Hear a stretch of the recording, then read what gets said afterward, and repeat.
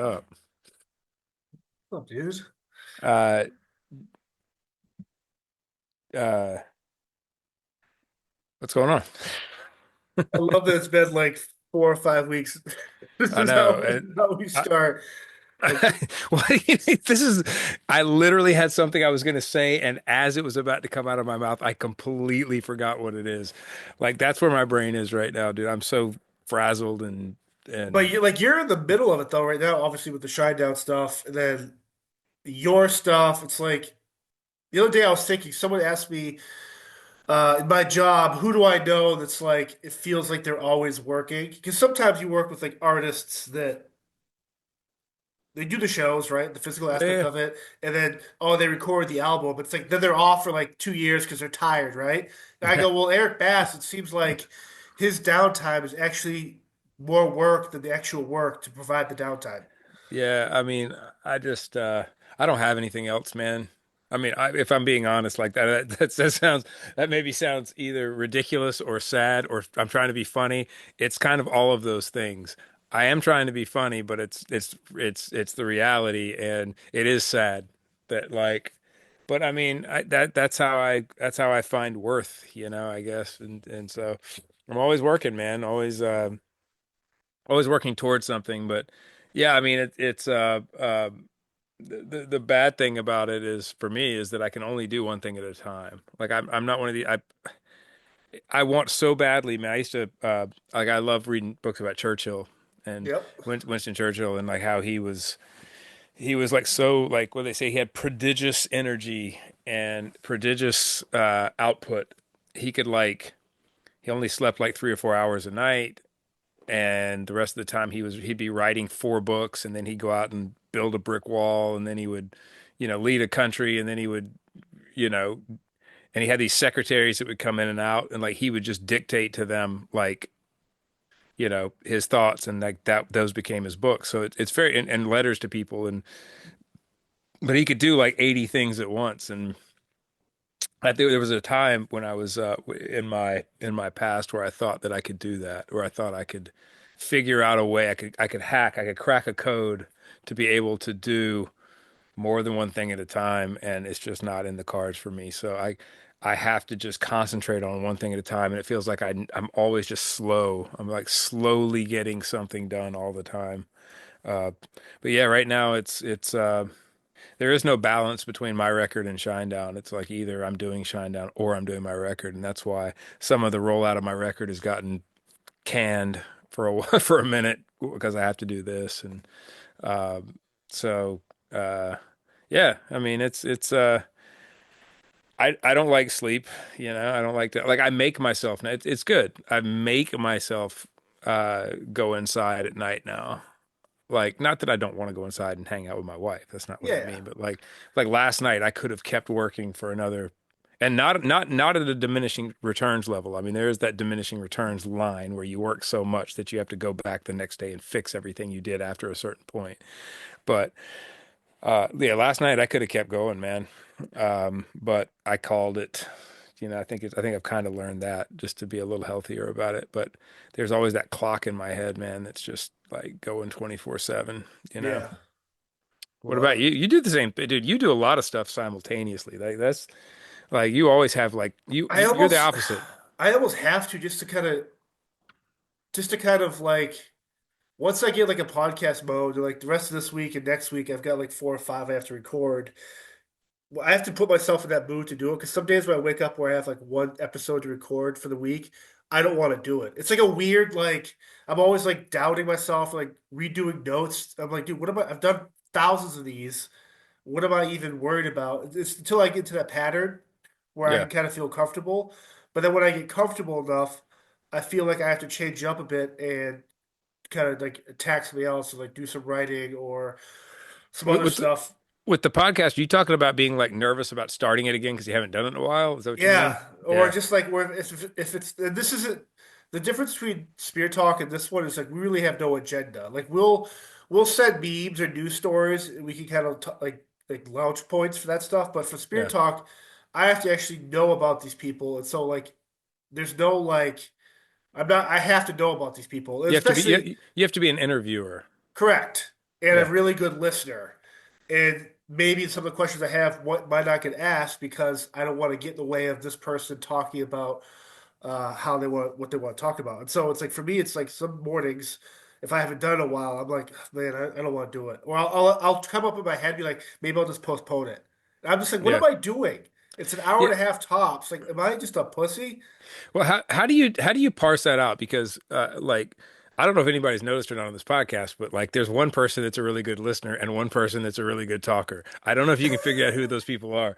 Uh, I just this is why I'm curious about the interviewer thing because uh, I've always like that's an art to be a great interviewer. And when we interviewed Thomas Winterton, I realized in that podcast, like I am not good at this. Like, remember I told you, it's like if there are three of us, if there are three people on here, like I'm not very good. I'm better when it's just one on one, and I think it's because all I know how to do is vomit my thoughts, right?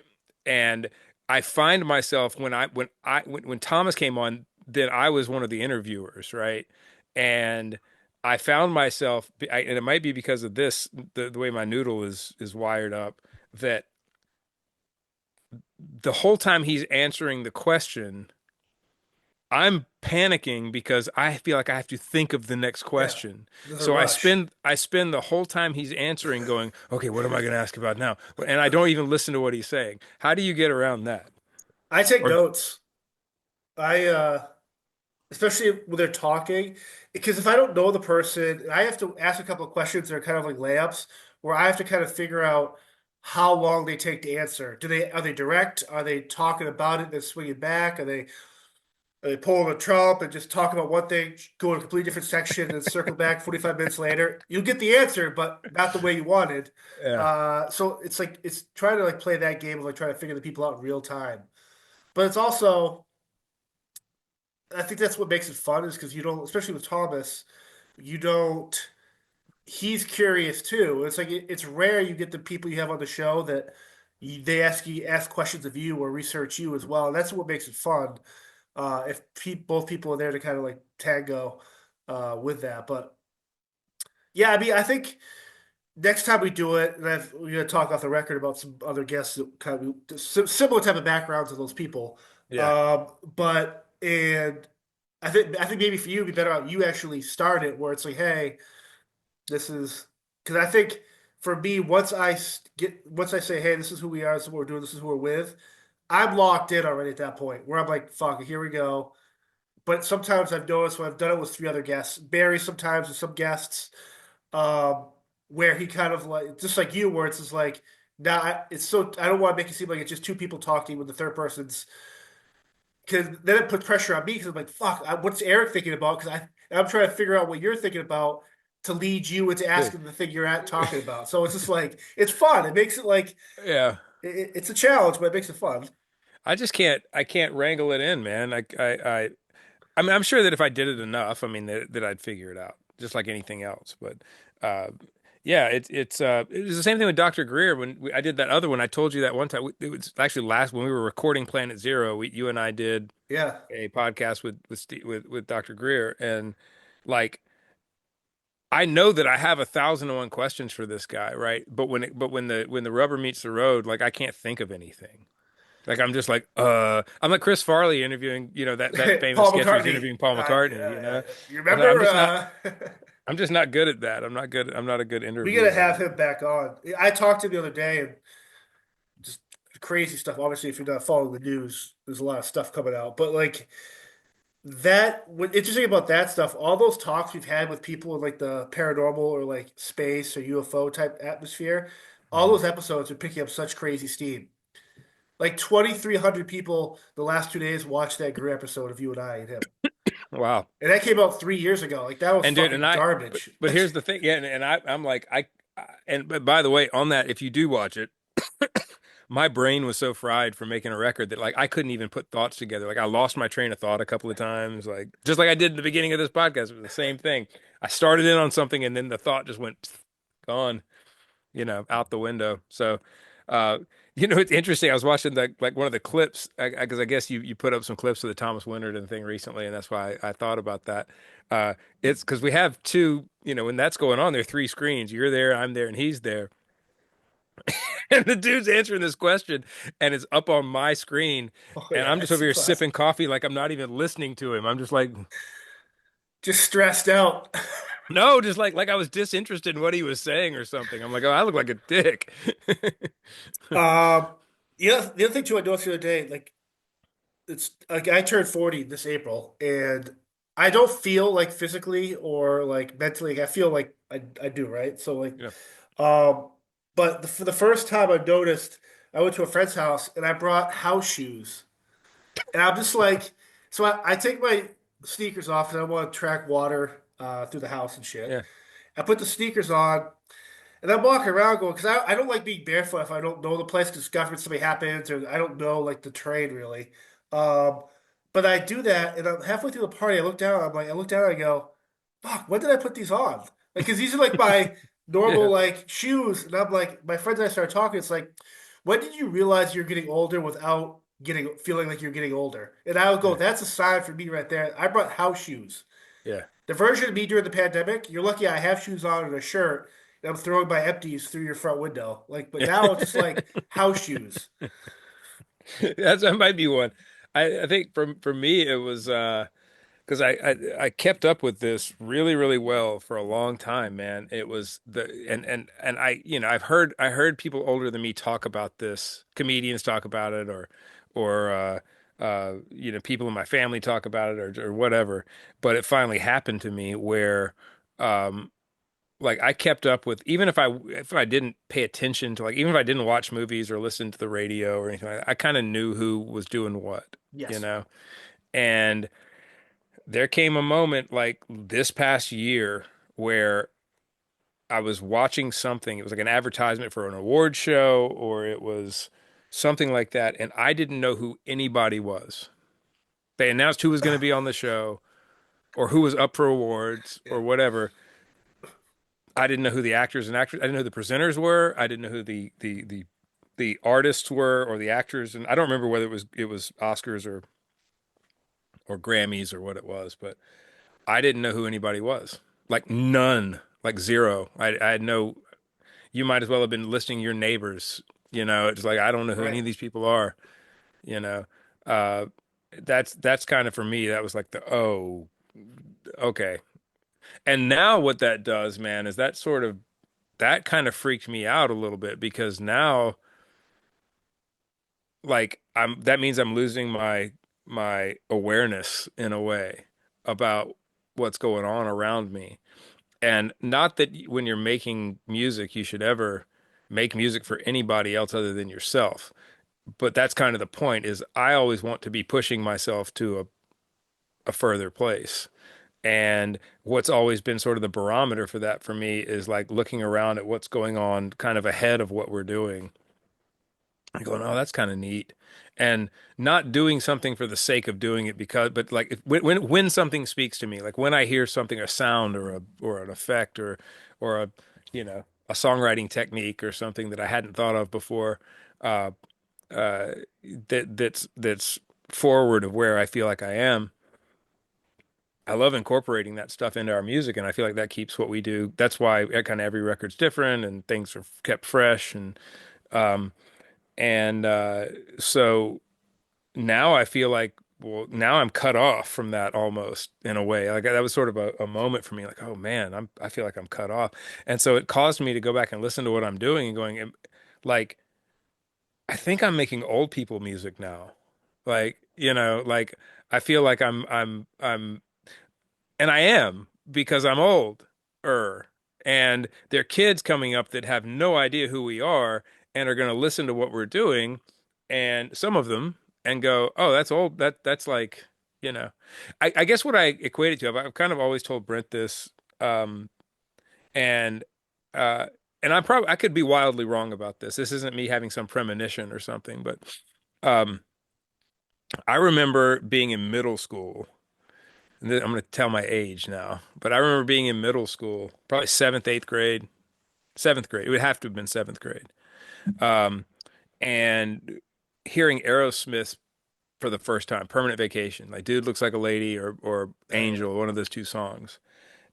And it was new and it had just come out, but there was something about it. And I didn't know their history. I didn't know that Aerosmith had already been a band like for 2 decades prior or whatever, a decade prior. Yeah. Um, and so, and had already broken up and gotten back together and all. I didn't know any of that. I was just this kid who listened to the radio. And I remember that being a new song, but it sounded different than everything else. It didn't sound young, but I liked it. But it had this sort of different thing, and I couldn't put my finger on what it was, like why it didn't sound like it didn't it didn't sound like Poison or Bon Jovi or any of that stuff, right? It Right. didn't sound young or Skid Row or whatever it was at the time. It sounded or even Van Halen, to be honest with you, like it sounded it had this sort of like older thing to it. And now knowing the story, it's like, oh, they already had this thing, and this is a comeback. Like they're back, like they stuck around somehow and they remained in that place. And I always told Brent, I was like, I feel like, and maybe it won't happen because we're getting into I mean, I'm in my 50s now. I'm 50. Everyone else is still in their 40s. Brent's still 40. Zach's 41 or something. Yeah. He's way younger than me. But I wonder if we're not going to be Aerosmith for like a generation, for like a new generation. Like if we stick around and we keep kind of doing what we do, you know, are we going to have that sort of renaissance that they had? We never broke up and we never went anywhere, but I mean, we kind of already did it with Second Chance and again, I was new to the band at that point, so I wasn't that was an interesting thing to come into a band that all of a sudden has a renaissance because that's what happened with that. I mean, that was a rebirth of a band because the band was going to fall apart and go away. Um, but to come into that situation and then have the biggest hit of the band's career within the first year of me being there, it's like, oh, this is awesome. you Yeah. know, like I went very quickly from. I mean, we started out playing venues like what where I had played in other bands I was in, and then all of a sudden over that year we worked our way up into arenas, and so that was kind of a an interesting thing. But we already did that in 2008, and rock music kind of did this, and there hasn't been any rock music on the chart at all until Symptom of Being Human on the top 40 chart. And then we kind of came back up, and that was in the top 15, I think, if I remember correctly. Yeah. Uh, now we got 365 that we're going to try to, roll out as well as another banger track that we're To going go back to to, like the symptom on the top 40, whatever, is it just a product of rock bands like yourselves that just are like that realize like fuck, it's not worth it because we don't get the love we deserve? Or is it, I mean, what, I what, would assume what do you mean? Is it like the lack of there being music there no, the or? lack of like rock musicians, traditional rock musicians like you guys, where it's like they're like I mean, there's been bands obviously before Strip to Be Human that put out songs that could have been should have been top 40. At least I think, Yeah, oh yeah, but for they sure. never got it because I think the perception is, and I hate the word gatekeepers, but people in those roles that can kind of control like those charts are like, yeah, rock music. No one cares about rock music. Is it more that, or is it more the fact that Brett, yourself, Barry, Zach are so persistent and dedicated to believing your thing and pushing as far as it can go? Is it like how do you like it's an interesting kind Well, of like I mean, look, I have opinions about these things naturally. I'm not sure if my opinions are right, so yeah. let me preface, let me preface by saying that. Um, uh, the gatekeepers, as you call them, or tastemakers, as some people would call them, the Yes. people who do control what gets played and when and where, and because that happens, that's a real thing. They wish that rock music would die and go away. Those are the people who you hear this rock is dead thing. They're Yes. the ones that start that they say that because we all know in our circle that rock isn't dead. If you go to any of these festivals, if you look at any of Uh, these tours, how about this? The rock fandom isn't dead. Let's no. put it that way. Okay, like there are people out there that want to hear that and love that, and I want to play it for them. Um, but the people who are in charge of what is cool, and what gets put out there, especially to a younger generation, we all fell prey to it when we were kids. Whatever is in our face is what we all think is awesome. They don't present rock bands anymore. Um, Part of that problem falls on us, falls on the bands because uh, something interesting has happened that didn't exist when I was a kid, and the only thing I can attribute it to is the internet, which Yeah. is there was always something fresh happening. There was always a new sound happening when I was a kid. It was like when I was born in the 70s, you had Queen and Zeppelin and Sabbath and all this stuff. And then that graduated to Van Halen, and Van Halen was this fresh new take on rock music, and it kickstarted the hair band. But somewhere in there you had in that transition, but somewhere between you know Van Halen and Pink Floyd, The Wall, you had punk happen and the Clash and uh, uh, uh, Johnny Rotten and Sid Yeah. Vicious. That what that why am I Sex drawing? Pistols. Sex Pistols. Thank you. Yeah. This, how do you know you're getting old? You Yeah. can't remember the Sex Pistols. Gin Uh, Blossoms. Yeah. but yeah, Yeah.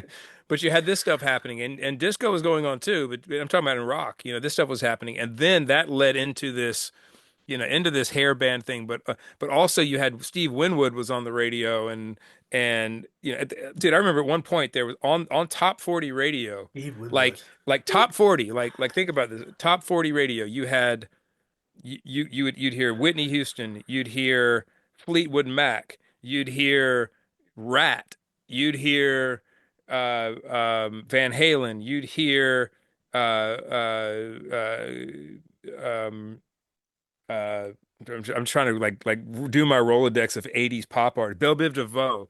You'd hit like whatever. All this stuff was happening on pop radio. Nirvana. Like when you got into the 90s, and these sounds would graduate to other things. You go through these eras. Something happened in the early 2000s. The only thing I can put my finger on is the internet, and also the fact that radio changed at that point at that time too. The way business was done on the radio changed. Uh, but with between labels and radio promoters and what people had access to.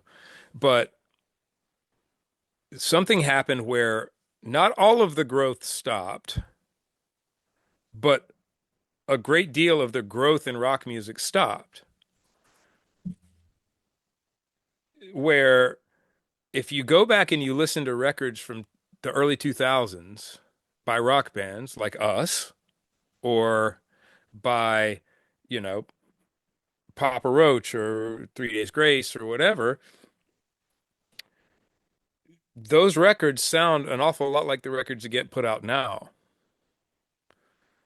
There hasn't been this like metamorphosis in rock music in a long time. There have been people that have done. I mean, look, you can look at Black Keys, you can look at White Stripes, you can, Yeah. and granted, those people came out around the same that same time. Um, but and the thing is, man, is that's partially that's on the artists as well. Like, but here's the thing: we're just doing what we do. We're just making the music we make, and this is not like that's why I include us in this because it's not. Um, uh, uh,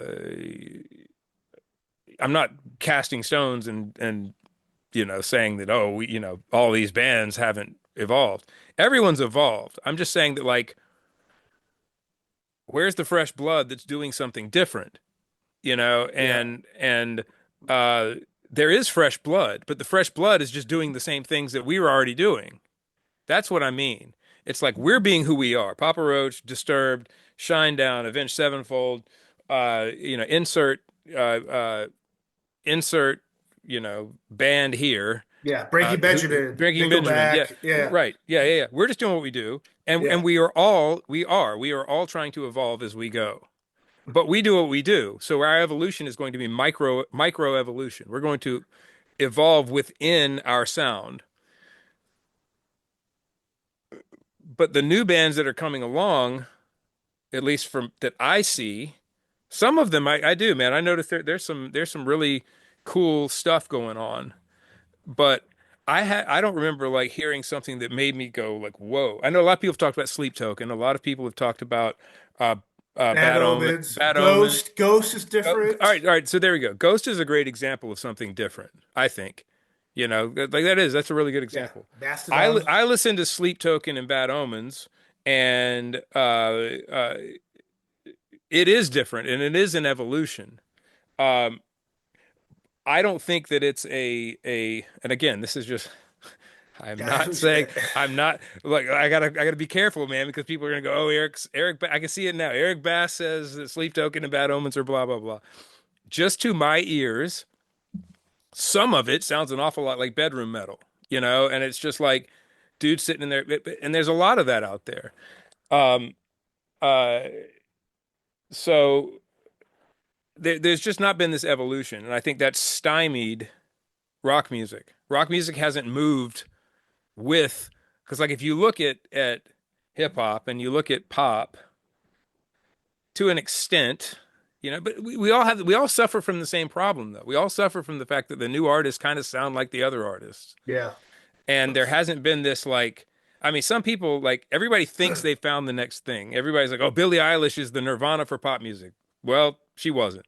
And everybody's like, "Well, and this is previous to her, Lord is the new, Yeah. and yeah, they come in and they do their own thing, but nothing moves the genres along anymore." Correct. Here's the thing, man, like I will backtrack here too. Bad Omens and Sleep Token are unique. I'm not saying that they are just doing what everybody else is doing.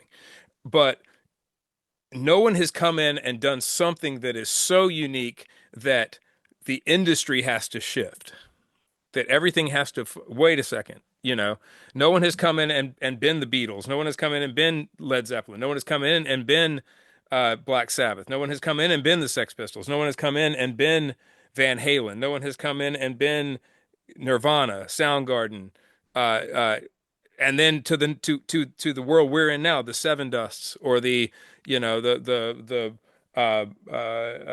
Three Doors Down. It's like you like all of a sudden it was like, oh, you have this new set of stuff that doesn't sound like anything else that's Yeah. happening, and I don't feel like that's happened. And so what that does is it makes people go, rock is dead. uh, because now they like even though the same problem exists in all these other genres. I mean, dude, look at country music right now. It's It Country music is going to be I feel like this era so of country music is they're in their hair metal era right now, their hair band era right now, where like, it's just cheap, fast, sing about whiskey, well, that's why it's like you kind tailgates of on trucks and people like Zach Bryan. You guys got me hooked on Stephen Wilson Jr., who yeah, I actually dude. talked to in the CMAs about stuff outside of music, which is wild. Dude, that dude is But so good. that type of music where it's like it's more like poetry or like stories, like you get something out of it. Where Yep. the country radio stuff is just like it's so vanilla. Well, so this is why I love seeing Steven Wilson Jr. doing as well as he's doing because he is, man, that guy is coming up It's like awesome. fast, right? Because I feel like when you have something like that, you can't keep like as much as the tastemakers would like to keep something like that away because it's like Yeah, this is our guy. yeah, like I say, man, advent of the internet and this new generation of music business people that's there, they like to tell you what's good, and that's kind of always been the way it is. But I think it's hyper. It's at a hyper level now. People like Steven Wilson Jr. I look at the pop world, a group like AJR, Oh, love him. with like yeah, it's Colorado pop music. Pilots. Yeah. Yeah, it's pop music, but it's really really good. Yeah. Like you watch the organic stuff that's happening with those It's bands. awesome. Like AJR, it just did a sold out arena tour and played Madison Square Garden, sold out. Like I love seeing that, man, because it's genuine and it's different. It's genuinely different. Um, that's what needs to happen in our genre, man. We need an AJR, we need a Steven Wilson Jr. To uh, look, man. I'll say this: like as much as it's trash as I just talked about country music, Morgan Wallen at one point was that like he did kind of come in and Yeah. beat the door down. He wasn't the guy that everyone wanted, he kind of created a new genre of country music on his own. Yeah. Uh, so maybe I'm wrong about that. I don't know. Again, this is just my opinion, and I have a tendency to talk in wild circles, and Well, perhaps you I'm wrong. kind of brought up two things that they're kind of both questions I had. The first one, when I look at a band like Coldplay or Imagine Dragons or Killers, I look at them as a rock band. But my issue with them is, and I love them, I love all the stuff they Yeah. do. My issue with them is they're a rock band at heart, but I think they play it safe in the pop world because that is what makes the most money, if that makes sense. And Yeah. if they put it if Coldplay and they're doing multi-night stadiums around Hmm. the world Yeah. playing pop music, but if they Hmm. did a tour where it was like the first couple albums where it's just real like rock music, I wonder if the reception would be like we need to do pop record because this isn't it, boys.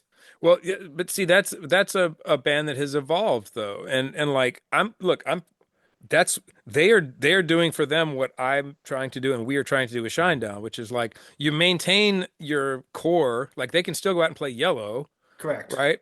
But Then they can do a whatever the scientist, yeah, with whatever the new joint is, because I actually like their sound a lot. I've always liked the sound of Coldplay, yeah. but I don't keep up with all their records. I buy like every third record or something. But whatever the new thing is, they have evolved enough to where they stay current to be able to continue to grow.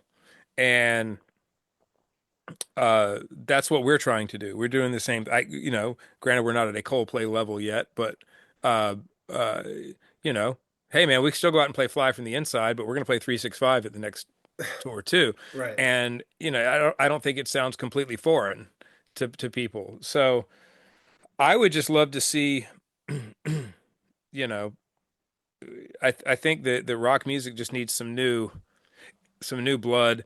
Dave Grohl had a great point at one point about why he thought that rock music had gotten to the state that it maybe is currently in, which was that no kids don't get in a garage and suck anymore.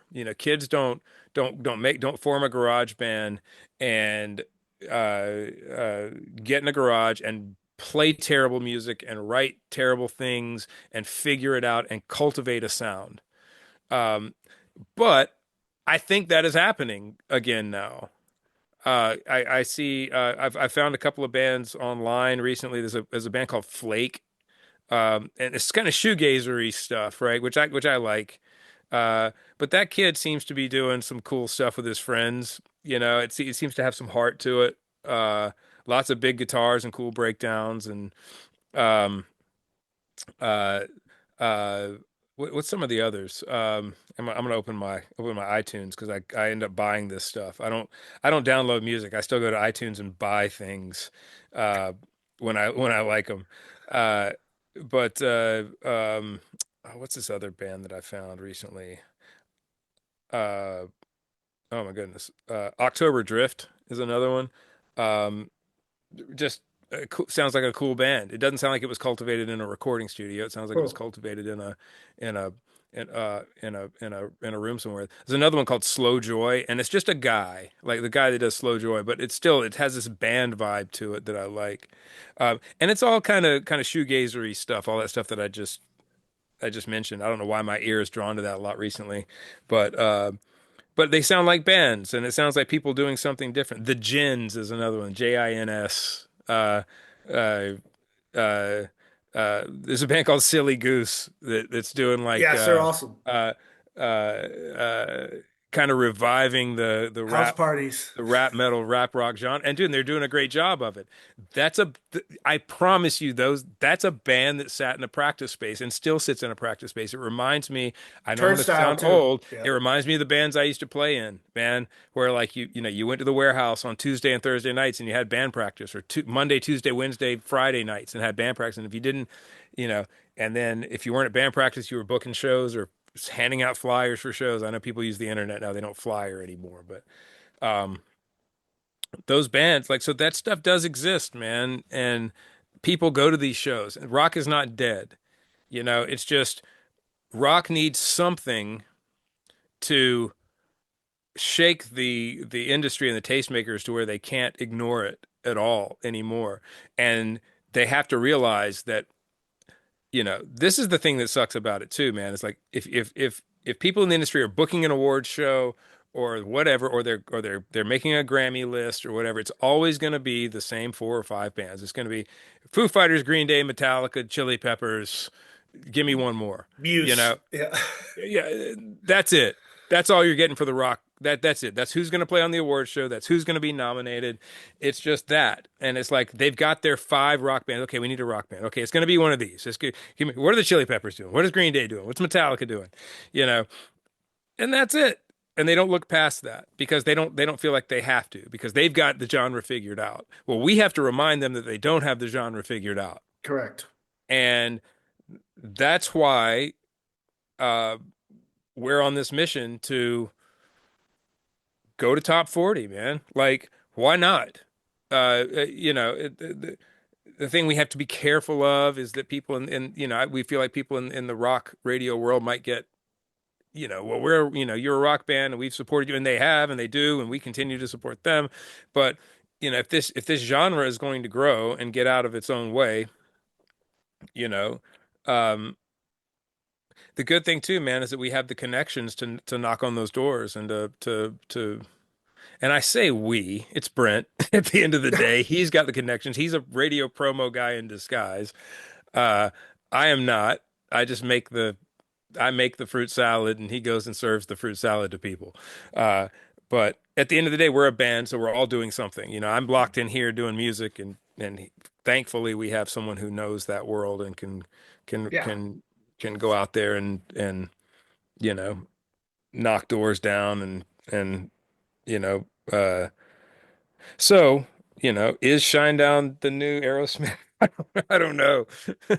But I'd like to think that maybe for a next gen, since I'm old and I don't know what's cool anymore, maybe we just keep doing what we do and the genre, and the fans come to us, the environment changes and all of a sudden, you know, If Eric Bass with his 50-year-old goon face becomes cool again. I don't know. if Shinedown got to record like a Walk This Way, like which hip hop type personality would you guys want to kind of record a song like that?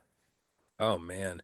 Dude, I have been uh goodness gracious. Like, Side note, I went down a Tech Nine rabbit hole the other day. That guy is super fascinating yeah. and talented. And dude, and we have connection with him like I know people like first like I have never met him, but one of my best friends is best friends with him. Like it's like Yeah. we could make that happen for sure. Um but tech for sure, man. That'd be fun. I really dig um I like Kendrick Lamar a lot. I don't know if Kendrick Lamar would like me, but but I like Kendrick Lamar a lot. I just like I like the fact that his voice sounds different. I like the fact that he's not following trends. He's just doing what he does. Yeah. There's a Christian rapper named D1, DEE-1, D1. Yep. He's also a professor, I believe, at Harvard. Fascinating dude, man. He gets a lot of flack in the hip hop world because he's pushing for hip hop to stop being about the N word and stop being about, killing and looting and Yeah. and Like and and Dax. sh yeah, Yeah. yeah. Like he's trying to push and he's super intellectual and um dude, his flow is just amazing. It's like I'll be honest with you, man. I start tuning out hip hop when I hear the N word every other word. Like okay, you obviously don't have anything else to say. I'm not saying that that's not a cultural thing and they can't have that word and whatever. Yeah, obviously, everyone knows what that is. But it's just I'm tired of it, man. I'm tired of that word. I'm tired of hearing it everywhere. And when I listen to anything hip hop and that's the first thing that it's just okay. I'm done. I'm tuned out. So, and I know Kendrick Lamar does use that a good bit, but uh, it's just I don't know. I'm just over that. So when I'm looking for hip hop stuff, I look for that honestly. Like I want to hear something Give me something else. And so when I listen to someone like D1, it's like, okay, well, if I have to go to Christian rappers, there's a guy named Bizzle as well, Bizzle. Like, if I have to go there to find that, that's what I'm gonna do. Right. I'd love for there to be some secular rappers that that I there are some secular rappers that do that, by the way. I just haven't found any that speak to me, I guess. And I'm not actively looking either. I'm not scouring everything for secular hip hop that doesn't say the N word, that maybe has a different message, right? Uh, but there is this thing, man. It's interesting, and I think you and we've talked about it on here before about while we're on the subject of we're talking about Christian rappers. Same thing happens with Christian music. Any kind of like any kind of it feels like anytime there's any sort of music with a good message, it gets campy really fast. Like it gets cheesy really fast. It's always like the dark stuff and the evil stuff is always the cool stuff, you know? And so it's not that there aren't artists out there doing that. It's just finding the stuff that feels authentically good Yeah. while doing that, you know? And so uh um yeah, I mean so with hip hop it's been difficult for me to kind of find that stuff. So that's why D1 is interesting, man. Like his flow is really good. It's super young sounding. He's super intelligent. And but like again, man, he catches like I mean he's been on Breakfast Club and everything else and uh they all give him flack, man, because he's coming back at his he's coming back at his community in a way and be like, hey, y'all need to change everything. And sometimes it is a little, sometimes he is it maybe can come off a little fart sniffy, like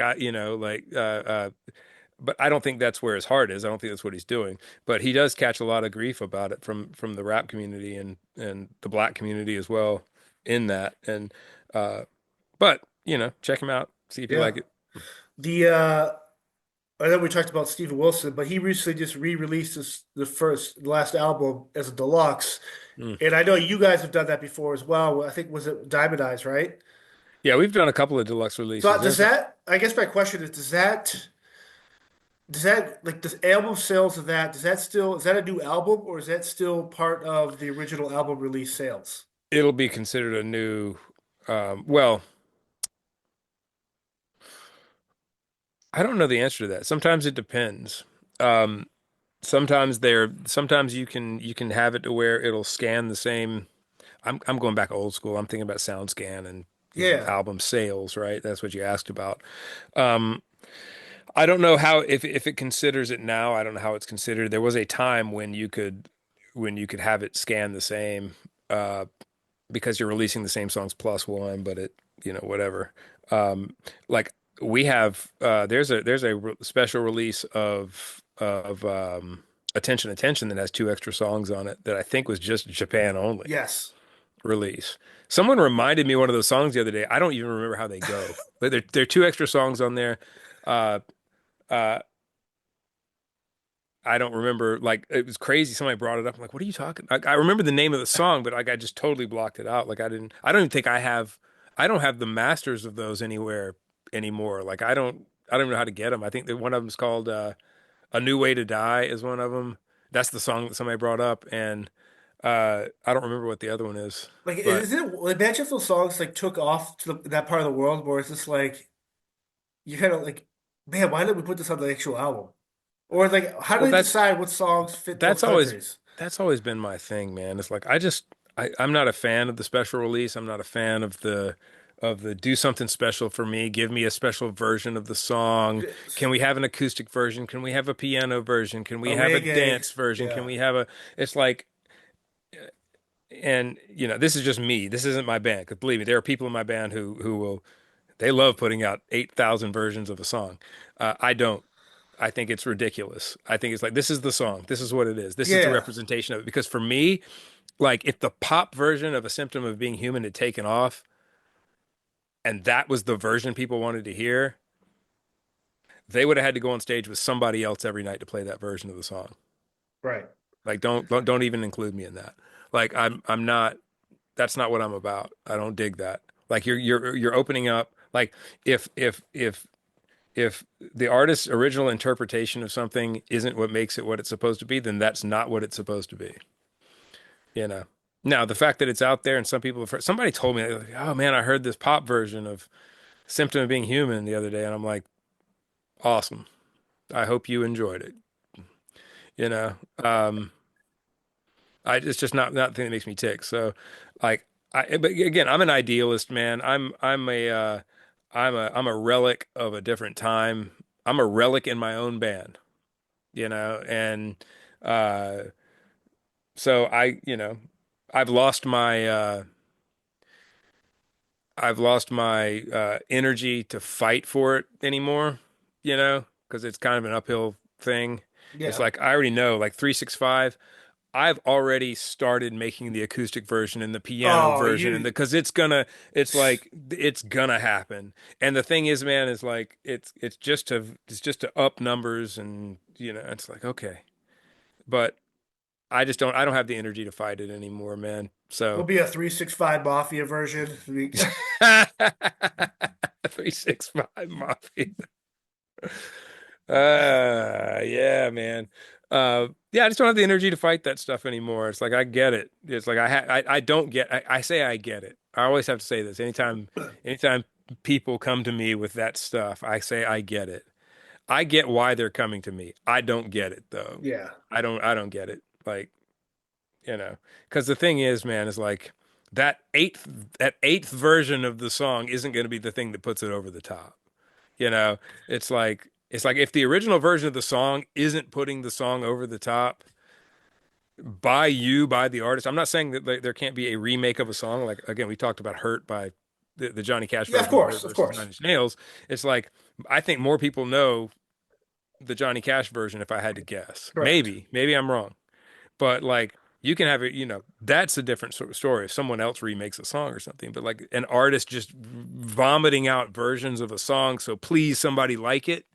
That reeks of desperation to me, man. It's like I'm so desperate for you to love what I do that I will tear apart the thing that I made and put it into eight different formats just so you will please love it.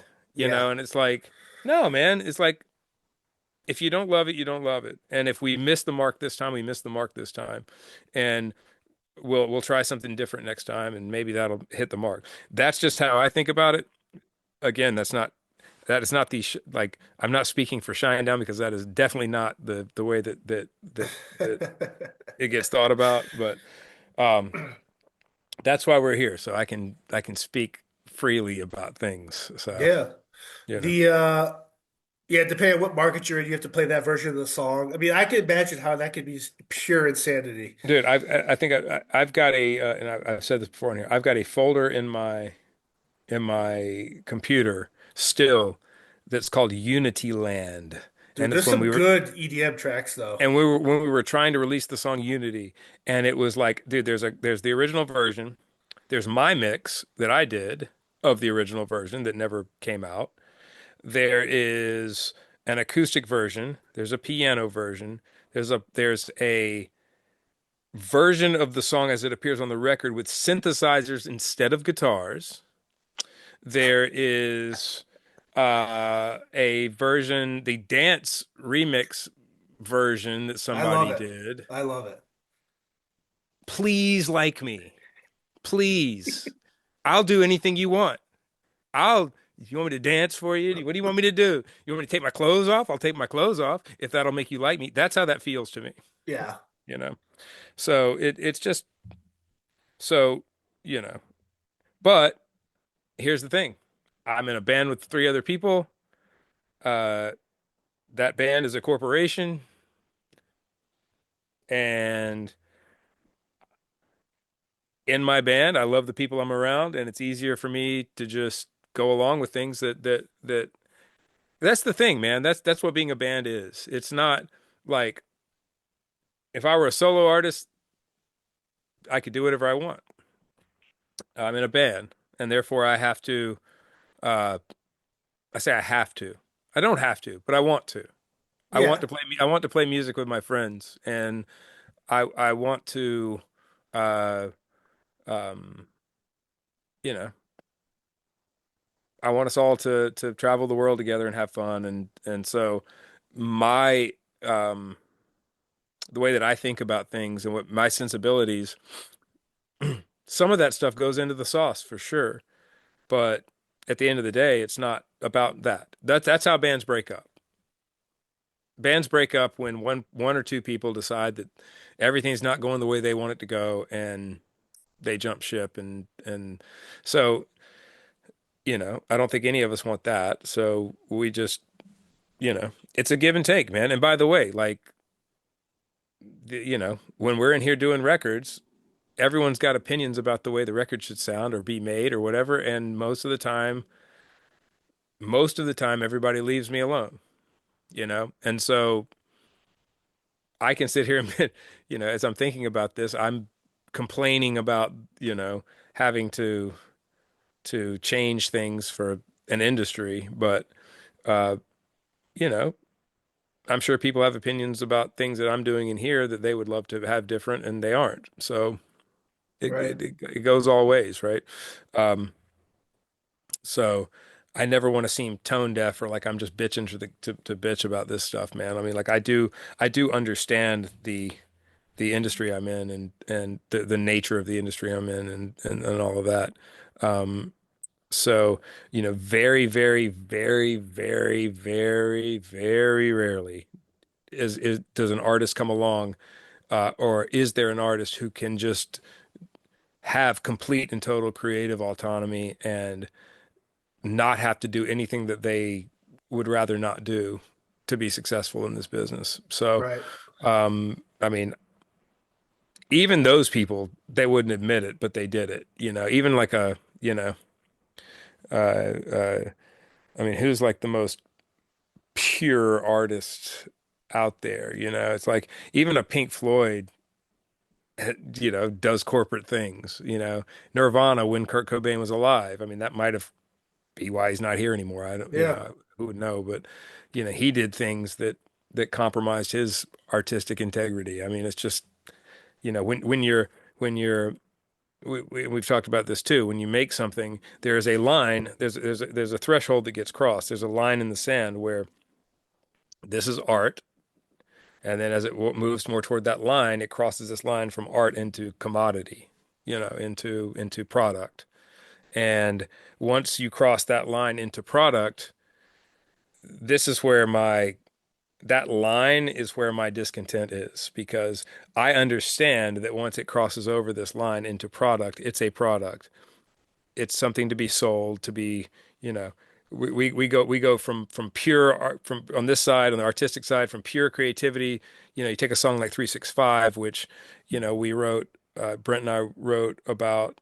I mean, honestly, the genesis of was all the people that have died in my life, Yeah. and my dad, and Doug McKean, and my aunt, and you know, my dog, and whatever, and it's crazy how things can change in a year. A year ago, some of those people were here and we were all laughing, and now we're not.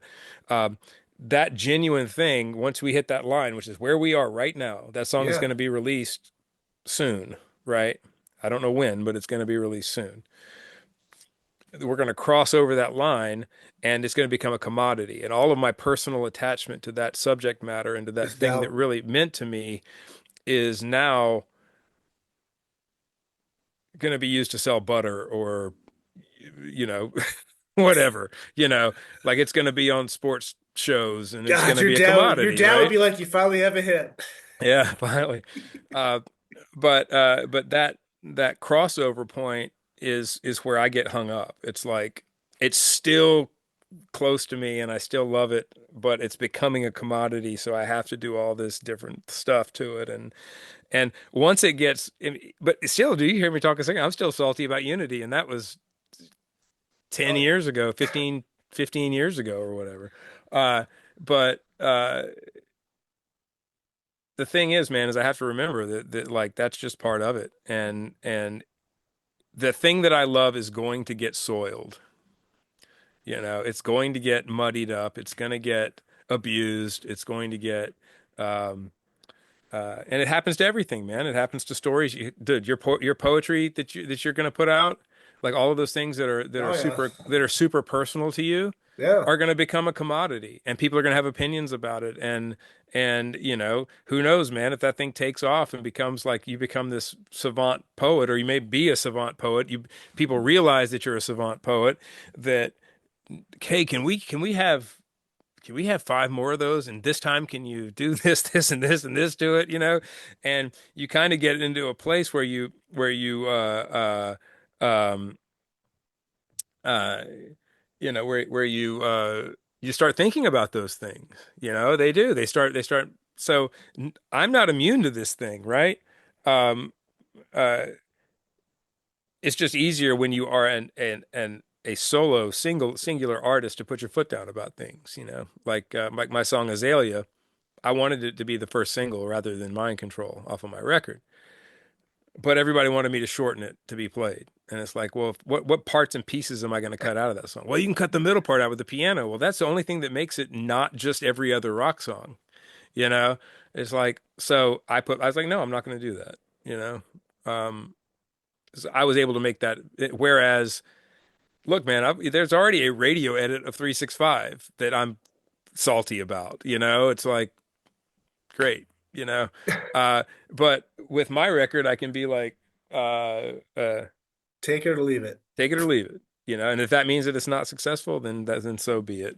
So anyway, I'll get off of my soapbox. I'm going to get a lot of flack for a lot of the stuff I probably said in there that I didn't mean anything to ruffle feathers by, but it Yeah, just is what it whatever. is. Get over it. The since we've left done this, I mean obviously the fires in California, we've had that Yeah, crazy weather in there have been the 12 Carolinas. world-changing events since we did this It's last. just wild. It's like I had mental notes to talk about stuff. I'm like this I can't even there's something new every day. It's just wild to me that So is that a result of I've been thinking about this a lot. Is that a result of social media and the fact that we're just more aware of everything that's going on? Is that what it is? Is that why it feels like there's something every 5 minutes? There's a earth-shattering, it's world-changing event, unprecedented. You hear that term thrown around. You I know, mean people have uh, stopped talking about the New Orleans and the Vegas stuff. yeah, gone, done. It's Uh, like, yeah, what? yeah, Romania is about to be an overthrown and yes, start a war. It's like, no, it's just like, thank yeah, God there's people out there like Sean Ryan and other people that are like yeah. they're this willing to talk about this stuff because I don't But but is that a result of social media, or is that a result of bad actors, you know, and nefarious things? Or is that a result of the fact that there are 2 billion more people in the world, or 3 billion more people in the world than there were when I was a kid? and people have self okay, do you like You know, before the dawn of like cell phones, like all this crazy social media stuff, Mm. I can't imagine this type of bad stuff happening, but for everything that did happen, at least growing up, or at least hearing from my parents, like the Bay of Pigs or Vietnam War, like stuff like that, that would major events where you're kind of like, what if other stuff like that was happening? That just we just happened to find out about because there was someone there to catch it. yeah. Watergate, stuff like that. Like now, there's a Watergate every day. Oh, every day. You're right. So Every it's like, day. how do you even? You can't even have time Well, to like process and grieve and think about the people that are affected by this stuff. It's like as soon as the victims and people in the Carolinas and the East Coast, the Himalayas, that are FEMA's kicking out of their hotel rooms because whatever, you worry about these people, the fires hit, then you got a whole other side of the country you have to worry about. But then everyone no one talks about the people on the East Coast, which not to take away from the fire victims and no, the, that's they got yeah. but it's just like Nobody gives a shit about North Carolina because North Carolina isn't Los Angeles. what You know. unless you're Bill Murray and maybe no one gives a shit. Yeah. I mean, you know, that was a very quick story. There are still people in Western North Carolina and up in those mountains, man, that are living in tents and still Correct. have no homes. And that's not to diminish what's happened with the fires in Correct. Los Angeles. Uh, you know. I have like I have 18 conspiracy theories about the fires in Los Angeles. I have 18 conspiracy theories about the floods in North Carolina, Yeah, you know. yeah. But none of that matters when we're talking about human cost. But that's also how the purveyors of the chaos, meaning the people that potentially cause these things to happen or whatever, that's what they feed off of is you can't say that about this. This is a human tragedy, you know. When whether they intentionally did it or it's a byproduct of their bad decision making, is the real cause of the thing. You're not allowed to talk about the cause of the thing because of the human tragedy, Right. right? So if we wanted to point fingers at Gavin Newsom because he didn't have any because at a governmental sorry at a state government level there was no water sent to reservoirs, and if you want to talk about a city level with Karen Bass, because there's no water in the hydrants, and we've spent more time hiring DEI hires than we've spent hiring qualified Yeah. uh, people, potentially qualified people. Let's put that. And not that. And by the way, you have to say this. Not that there aren't people there now that are qualified who are Correct. who You are in want that the best hiring system, people, whether they're right? black, white, gay, Correct. straight, I purple, don't care. I yellow, don't who care. I cares? don't care who Correct. you like. If our best firefighter is a purple African American furry, you know, uh, Who speaks fucking like lesbian, Pikachu? Right. then I don't care. Give me Correct. that person, Yeah, help right? me. Right. Give me that person. That's not so the point isn't about any of that. But these hiring practices create an environment where you don't always end up with the most qualified people. Um, we end up in that place. We can't talk about those things because they have the perfect cover. You can't talk about Gavin Newsom's again his incompetence, Yeah. which I don't understand how this guy is even Well, I how is mean, this guy in charge of the world's third largest economy? Like it's unbelievable. correct. But you can't talk about incompetence because how dare you talk about this in this time of tragedy when people are dying and blah blah blah blah blah. That's their cover, and they'll continue with that cover until everybody forgets about their incompetence. There is a tragedy that's happened. There is a tragedy going on. You can't talk about FEMA and the fact that they grounded all of the when everything was going on in North Carolina and Tennessee with the hurricane and the floods. Uh, People were flying in their own helicopters and their own planes and their own supplies to get to people, and FEMA grounded all of that because that wasn't federally regulated. It was because it was a declared state of emergency. Then the federal government can come in and take over, right? They grounded all of that stuff. But yet we can't talk about those things because there's a human tragedy going on. Why are we politicizing this human tragedy? That's the cover. You're going to hear that nonstop Yeah, with of these course. fires. Why are you politicizing this tragedy? Because it's a political tragedy. It's not a fire tragedy. It's a political tragedy. Right. At the end of the day, because of politics, things that could have prevented the severity of the Yes. fires Land management, could proper water. Yeah, weren't done. So it correct. is a political tragedy. Yeah, of That's course. why I'm politicizing it. You know, it's it's uh uh it's the same thing as look, man, when there is a mass shooting, I'm one of these people that I'm actually not I'm very pro Second Amendment and all of that. When a tragedy happens and someone brings up gun control, and then people want to say, why are you politicizing a tragedy?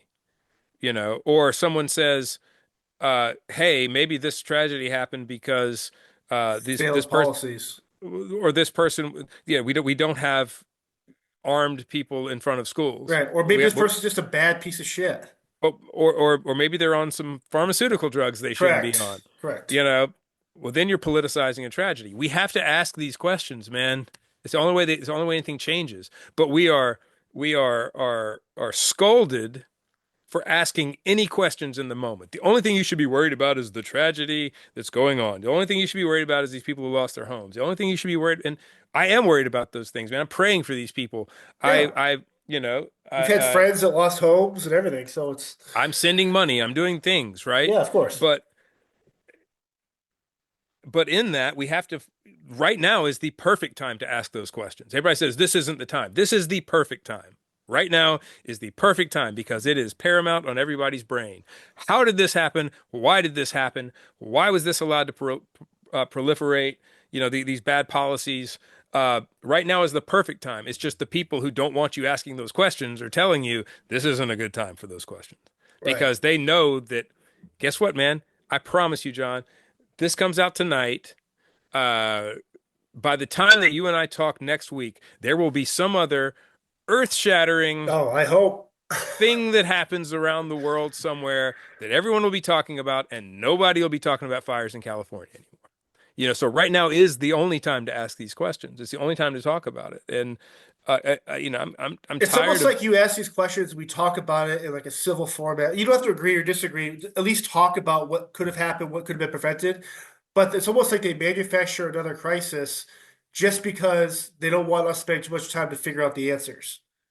Yeah, Like no, we look at Maui, we still don't know what the hell that is. I mean, I have my wild theories, which might not be so wild. It's happening in California. Then you look at these the people land talking about grab, the the land land grab grab, the theory. safe Yeah, city concept. yep. LA is about How to about build for this? the I'll even Olympics. say keep an eye on this too. By the way, uh, again, I am. It's just fascinating. It's I'm just gonna. Look, man. hit me with it. This is just my conspiracy brain right now. So Here we go. don't like again. I'm not accusing anybody of anything. Uh, but two things, and again, I don't. I've seen this clip of Gavin Newsom going around where he talks about I've been in touch with the mayor of Maui, and or the and the governor of Hawaii about what they did in Maui, and about government buyback programs for land, right? I don't know what context he's talking about yet because I haven't seen the full video. I don't want to be a hypocrite and just see that clip and go, see, he's talking about land grab. He could be talking about honestly, when I watched that video, it's possible he could be talking about the opposite, not having these people come in and try to. Correct. So I don't know what context it's in, but for sake of argument, let's say that is what he's talking about. That makes total sense. You know, that, and by the way, there is video everywhere of people are starting to find it on their Ring cameras of arsonists setting these fires, whether they're Yeah. homeless or not. I don't know. I don't know. One of these dudes, thank God the fire didn't happen. I saw it this morning. He lights a palm tree on fire, walking down the street, stops at the palm tree, lights a frond on fire, and keeps walking. And that whole thing goes up in smoke. And he just keeps walking. He doesn't look homeless, Well, how about but the maybe guy he that had is. 5 phones and a UN card? Yeah, We're just like, dude, like all the yeah, arsonists, suspected arsonists look the same. Half yeah, of them were illegal, and half of them just look this part where it's like people that are maybe desperate people that are manipulated, and then they are the patsy now that we don't want people to find out what the truth is. It's easier to pay some idiot doesn't understand that they're being used in a pawn to say, "Oh, we got the arsonist. This is why." No, maybe the fire started because it was a direct energy weapon, or yeah, maybe it actually is a land grab and they started the fires on purpose. yeah. Well, it's just Well, crazy, man. you get back to the land grab thing. It's like, okay, yeah, maybe smart city, maybe Olympics. Like World Cup, they don't necessarily have the land to correct? put a lot of the stuff they need for the infrastructure for the Olympics. What better thing than to have the Memorial Olympic Village or the Palisades Fire Memorial Stadium. Yeah, We're honoring. Look at this monument we put out in front of this thing we built on top of where people's homes used to be. I wouldn't be surprised if that happens, right? yeah. Because none of these people can afford to rebuild their houses because the insurance was taken away, just Which prior is to. weird too. The State Farm. Now It's now just again, maybe I don't want to make a blanket statement. State Farm pulled their fire a couple weeks coverage. ago, right? Well, it was a few months ago. Someone said I think the real stat was like June or July.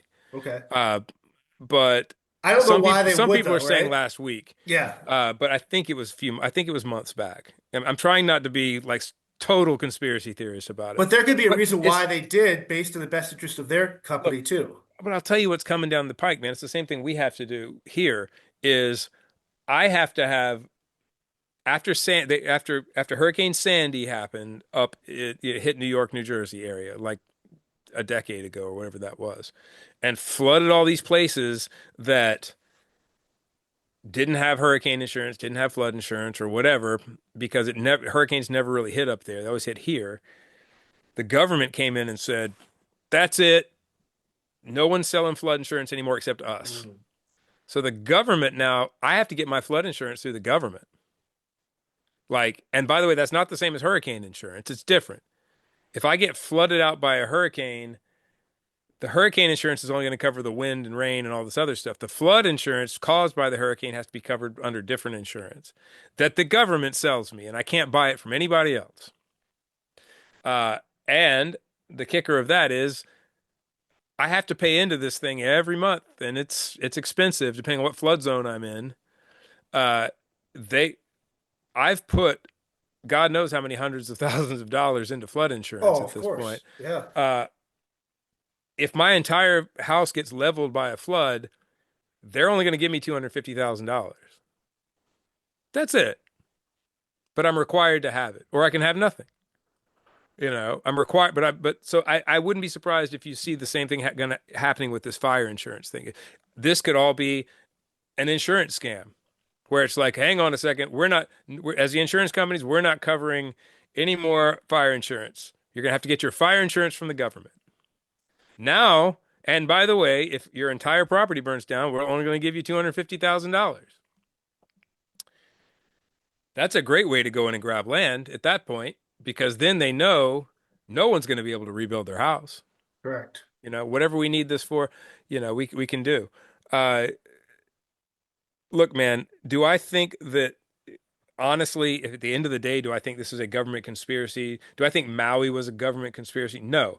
But I think that once those things are decimated, that's when the government conspiracy starts. Because Yeah. now they have all this, dude, that is billions and billions. I think they said so far this is the most expensive natural disaster ever at Yes. $150 billion Yeah. already. I But think it's what's the because of second or third worst fire in the state in the well, history. but because of property values being like Correct. those Yeah. those PCH beachfront Yes. mansions that burned and all the Malibu stuff that burned, and you've got the 2 or 3 thousand houses in Pacific Palisades neighborhoods.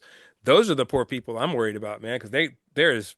I'm not saying Correct. none of them have a way to rebuild, but a lot of them are not going to be able to rebuild. So, dude, you don't think the politicians and Well, the other and thing too, it's like people, I land think developers and stuff aren't swooping in to go, we'll buy your property back since you you can't afford to. have, and I think the issue I have with the people that are like, oh, fuck California, like they're a bunch of idiots. And I think that resentment comes when you see people like Newsom or celebrities who are out of Yeah, touch. dude. But Right. California, the majority of people lost their homes are the key grips, the runners, the craft services, the audio guys, like all these video guys, Some of these the best actors that people, are trying to make it. It's some of the just best people I know, are that those people. make that Dude, state run, they got I fucked over by this. I think about like, dude, it was when those fires started breaking out, and the thing that sucks, man, is like I forgot some people to check on I some was the people, same way. I think, and I and feel bad because it's like, and oh. but like the great thing about my band is that like the other guys in my band remembered some of the people that I forgot, and I remembered some of the people they forgot. Like, was Dave Um, Bassett affected at all, or? I checked with Dave. Dave's okay.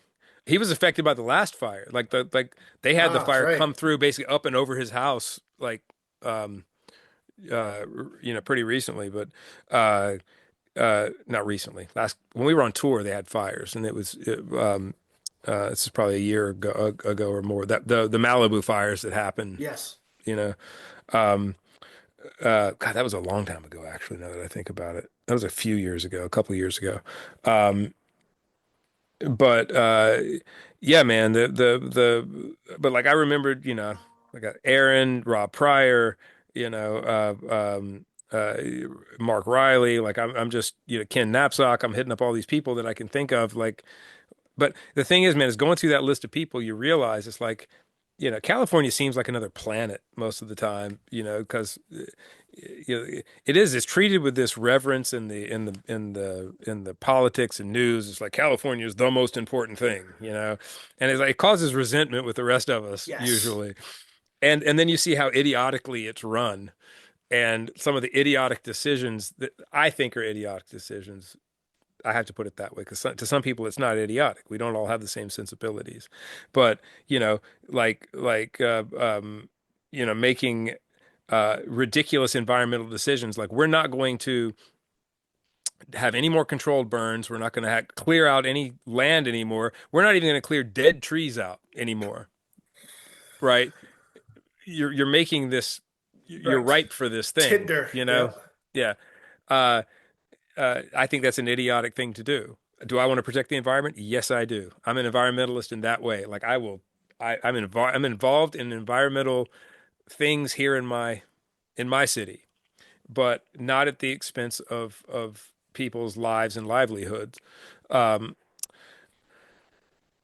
it's easy to kind of fall into that thing, but then you start going down that list of people that I love and cherish, and like it's like, man, there's so many, and those are people that are in my, my Circle. favorites list Yeah. on my phone, right? And then there's the second level of people that are more than that. The more people than that in that second list of like, God, man, what about so and so and so and so? And it's like, man, you come up with all these, and we're just talking about just the Los Angeles area. I'm not Yeah. even Mike talking about Cassis and any. people like that. That Yeah, circle of man. people where like I know Uh, all his people. I'm like, well, God damn. I didn't hit Mike up because I knew Mike was all right because I know Mike lives in Westlake. Yeah, Yeah. Yeah. you know. But uh, but anyway, man, it's California is full of great people, man, Yeah. and Los Angeles is full of great people. It might be a weird place to stay, and it might be a weird place to live. Uh, I've spent a lot of time out there, but I've got a lot of there's just a lot of great people there, man. So like I don't get into that whole thing when like I've seen a lot of that stuff. This is Sodom and Gomorrah and all this Yeah. stuff, and you're paying for your sins, and it's like that is a those are the ramblings Correct. of Crazy people. self-righteous crazy people. Correct. What you're so devoid of sin that California can burn, Right. and you're okay with that? Right. It's like yeah, you're probably the worst of the worst if you're thinking that. So Right.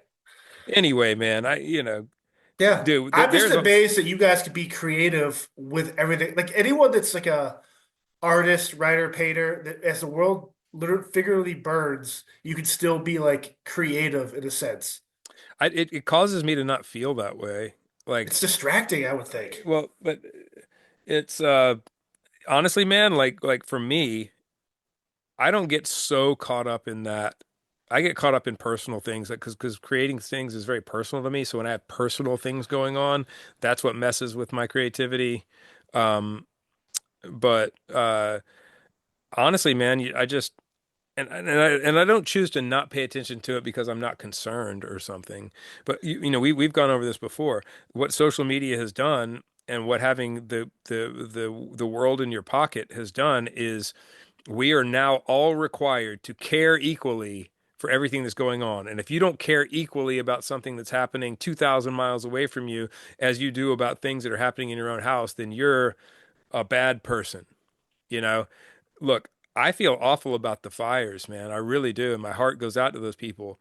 But I can't be required to give it my full emotional attention because it's not happening to me at the end of the day. Yes, it's happening, and I care, and I'm praying, and I'm helping as best I can. But the thing is that's part of the weakening of our society is you know, what do you mean you don't care about this? What do you mean you don't care about Israel? What do you mean you don't care about fires in Maui? What do you Yeah. mean you don't care about? Well, I care about it. I just can't care about it wholly and completely. Like we used to live in a world where a couple of times a year or a couple of times every 2 years, something really tragic would happen in your life and you'd have to deal with it. And then you could pick everything up and move on. And there wasn't something going wrong every day that required your attention. There wasn't something for you to have anxiety about every day.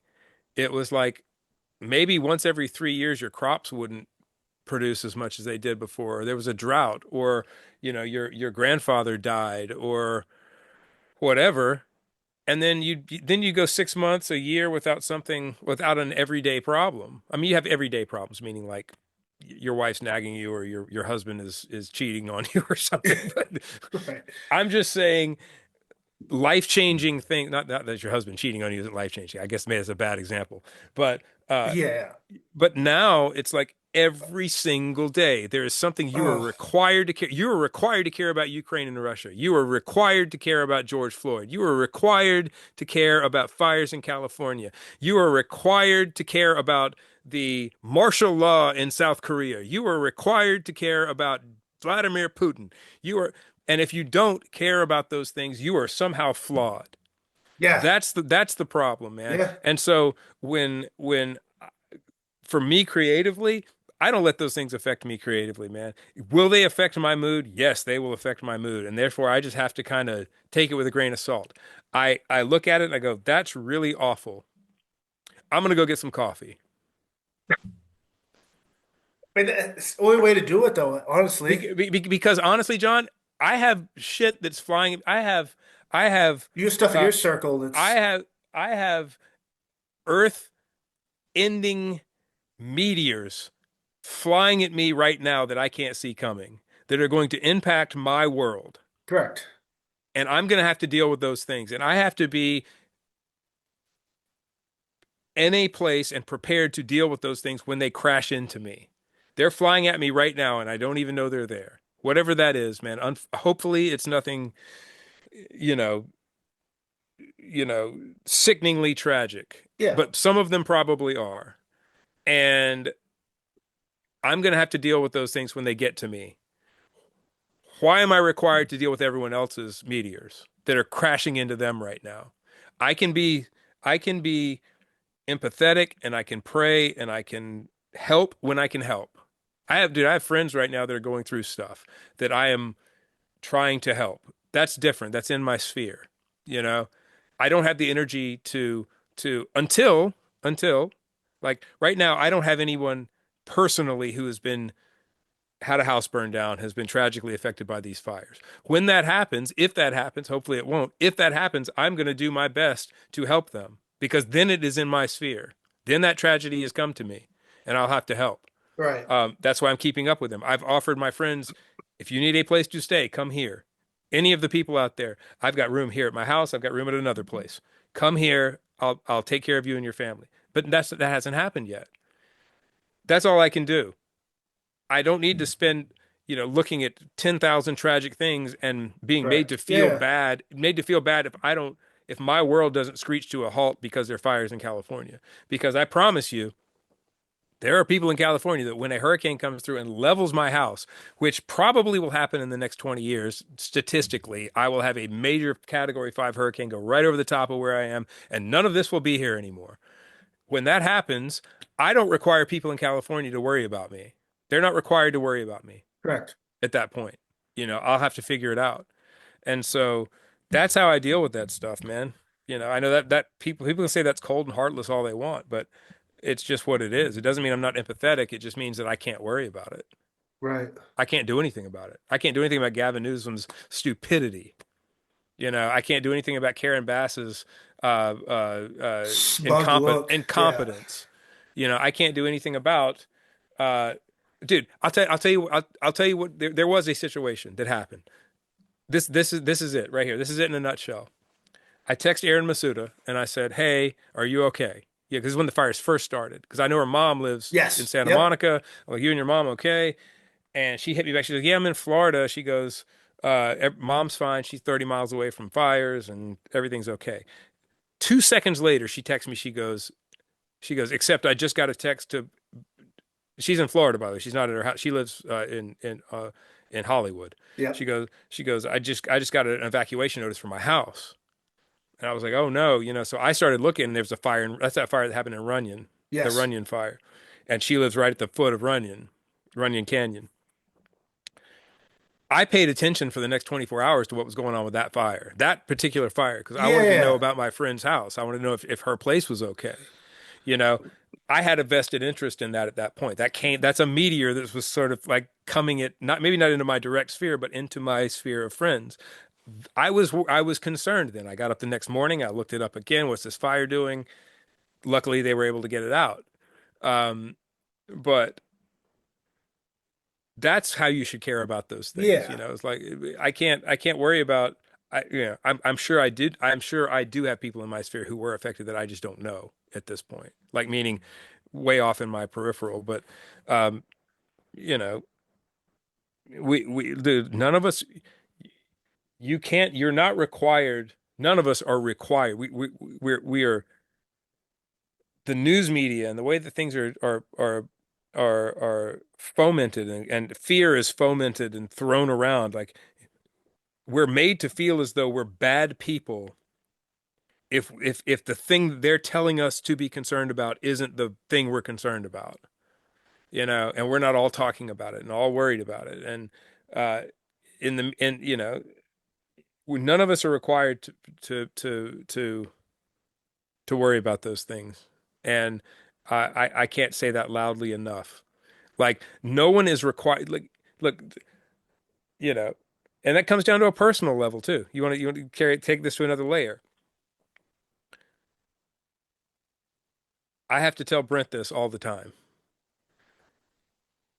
Uh, you are not required to worry about everyone else's happiness. My happiness isn't your responsibility. Meaning, all that stuff I just talked about radio mixes and my Yeah. ideologies about this stuff, like at the end of the day, yeah, man, that's stuff that means something to me. But him being, he has to get done, he has to do what's right by him, right? And so therefore, he is not responsible for my happiness. Let me stew and worry about my shit. Do I have opinions? Do I get angry about things? Yeah, man, I do. But at the end of the day, that's not his responsibility to worry about my happiness. You know, it's not your responsibility to worry about my happiness. Do you worry about me? Probably. I worry about you. That's okay. You can do that. But at the end of the day, my sink it hypothetically, my sinking ship shouldn't take you down. You're not required to go down with my ship. Correct. And so you can help me as much as you would like to help me up to a point. But if you feel like you're about to go under, man, let me go. Just let me go. You know? Uh and that goes for all of us. And so that's a micro level version of what's happening with the news. You know, you're taking everyone down with you. Right now, the fires in California, which are tragic, are taking society down with them. And at some point, you just got to let it go and be like, this is a tragic thing that's happening that I have no control over, that I can't do anything about at this point. If I can do something about it, Of I course. will. If I had 80 fire trucks sitting on my property right now and they were doing nothing, I'd send them to California. That would be something I could do. I don't, so I can't. Well, as long as they pass the emissions test. But other than that, yeah. Yeah, that's craziness too. But again, man, I read that got thrown around. Is it true? Would they Yeah, it's do that? no. Would Oh, they for do sure. that? Oh, So for the sure. story is that there are 80 fire trucks from Oregon that Got held up got in Sacramento. held up in Sacramento because they didn't have the right emissions standards for California. So they're just sitting there not being used to fight fires. If that is true, They if also didn't want to accept New York City Fire Department, but they allowed Canada and Mexico firefighters. It's just the optics of that is so like the ego of some of these leaders in California yeah, is wild to me. well, look, man, I don't know Gavin Newsom personally, but I can pretty much guarantee you that dude is We've not a all good, met that guy. We all know probably not a good dude. I say probably because I still hold out that I don't know. he's a I don't prick. know. But probably not a good dude. Probably not a good decision maker unless it's good for him. Correct. But I don't have any firsthand knowledge of that. But Well, he's a anyway. guest next week on the show. So, folks, stand by. Send in your questions for Gavin Newsom. Awesome. Word. All right. This is Well, episode 35, by the way, folks. So, happy 35th birthday, everyone. yeah, that's We're awesome. we're we're we're about to get to a point where we don't know what's going on in the world anymore. We're 35. I mean, the way the world's going, we might actually have access to internet in a couple of days. So, would be awesome. John and I are just gonna be doing this when the internet goes out. We'll just be doing this podcast on two stumps, just hanging out. No one's watching. It's just a podcast for squirrels. Yeah, it's just his animal, your dogs, the dolphins, the alligators, and just Oh, dude, we saw a red fox twice yesterday out here. We hadn't seen a red fox. oh, We that's only see awesome. other. We only ever seen one other one. So evidently, there's like he looks super healthy, or she That looks super. that video, I think was it Kelly or Zach that posted a video, you guys singing happy birthday to Brett. And like Yeah. obviously everyone's there. I see Barry, you do your thing and the Oreos. But then the best part of that video is your dog just like so happy sitting behind Brett, like looking at the plate of cookies going, man, Oh, I dude, want this so bad. that was Linus, right? Linus, yeah. Dude, so Linus is on a bunch of steroids because he has a disc problem in his neck and he got Yeah. paralyzed, and so now he's on steroids all the time. So he thinks he's starving all the Dude, time. he was so He just excited. salivates, he just drools. Like, dude, that dog, like, I mean, he eats breakfast and then he's up for more breakfast. Like right after that, he's like, and like you can't. He was never a beg. That dog never begged Yeah, until he looked like like until he was yeah. about to die for that food. Oh, dude, he would die for those Oreos for sure. Uh, Uh, but all right, man. awesome. Later.